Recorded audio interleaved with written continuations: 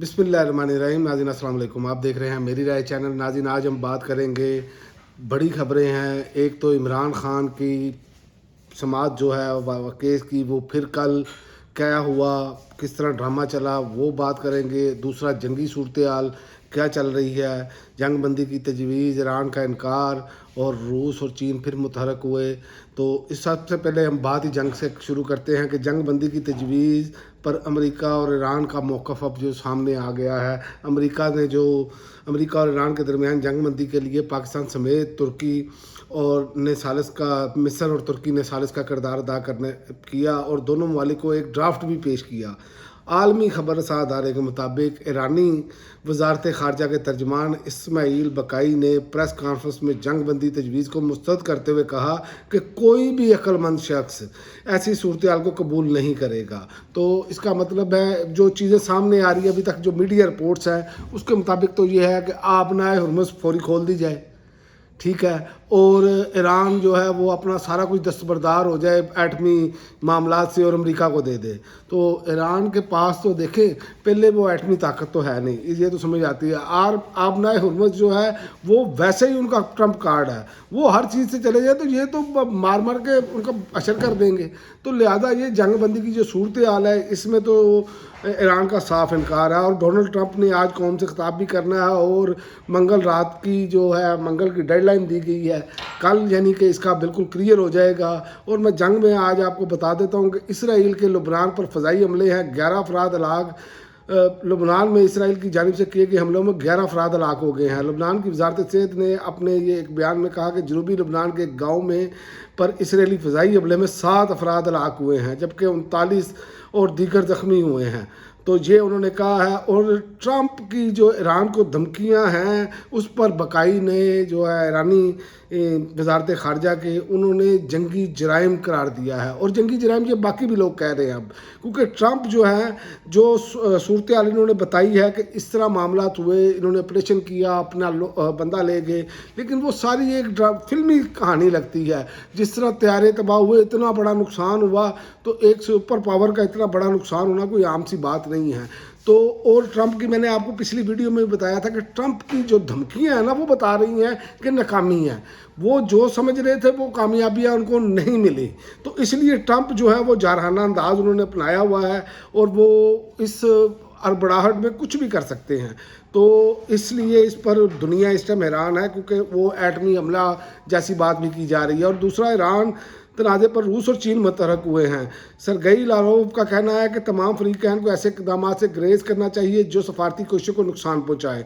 उन्होंने वाज़िया किया कि अमेरिका को धमकी अमेज़ ज़बान की बजाय संजीदा सफारतखानी को तरजीह देनी चाहिए, ठीक है। इसी वाले से जो है ना, वो चाइना ने भी ऐसी ही बात की, यानी कि वो कह रहे हैं कि तहम्मुल का मुज़ाहरा किया जाए। और इसमें मैं आपको बता दूं कि इसमें चाइना और रूस मेन किरदार अदा कर सकते हैं। उसके अलावा बाकी ऐसा कोई मुल्क नज़र नहीं आ रहा कि जो अमेरिका के साथ बराबरी के साथ बात करेगा, तो ये तो नज़र नहीं आ रहा।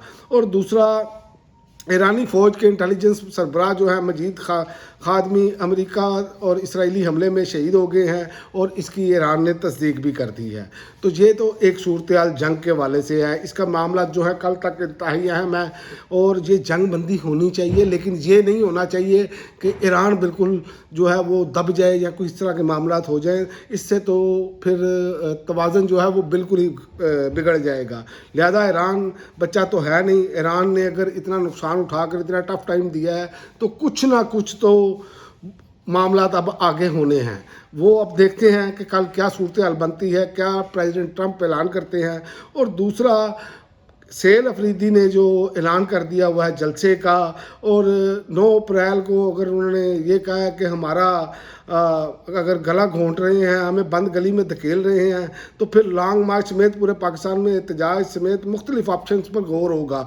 यानी कि उन्होंने ख़तरे की घंटी जो है वो इनके लिए बजा दी है, क्योंकि सेल अफरीदी अकेले हैं जो इस मामलात को लेकर चल रहे हैं। बाकी आप अगर देखें तो बाकी ऐसी सूरत हाल बिल्कुल कोई नज़र नहीं आ रही कि पार्टी की कोई और क़यादत कोई इस तरह के हवाले से बात करे, या कोई इस तरह के हवाले से जो है वो कोई बोल्ड स्टेप लेती हुई नज़र नहीं आ रही। और जो मीडिया रिपोर्ट्स और जो क्रेडिबल जर्नलिस्ट हैं वो ये कह रहे हैं کہ یہ معاملہ جو ہے یہ انتہائی جو ہے وہ قیادت جو ہے وہ عمران خان کو ایسا لگتا ہے جیسے اندر رکھنا جا رہی ہے.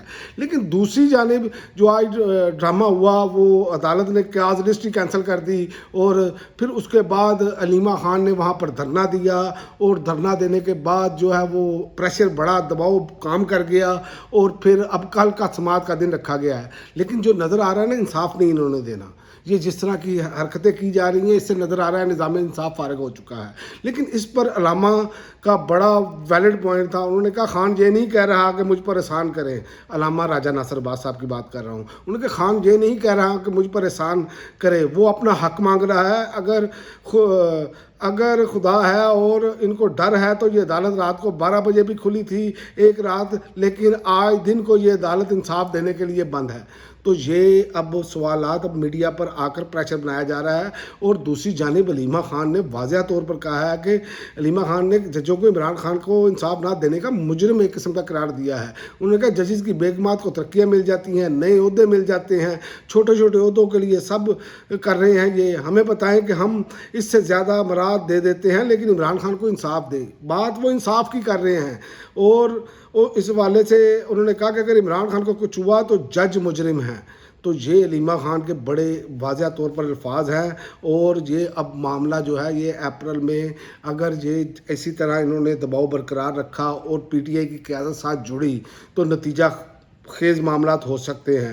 لیکن یہ میں آپ کو بتا دوں کہ علیمہ خان کا دباؤ کارگر ثابت ہوا ہے. القادر ٹرسٹ مقدمے کی فہرست سماعت جاری ہوئی تو علیمہ خان نے وکلا کو روانہ کیا کہ جائیں اس کی نقل حاصل کریں کیونکہ ہمیں ان پر یقین نہیں آ رہا.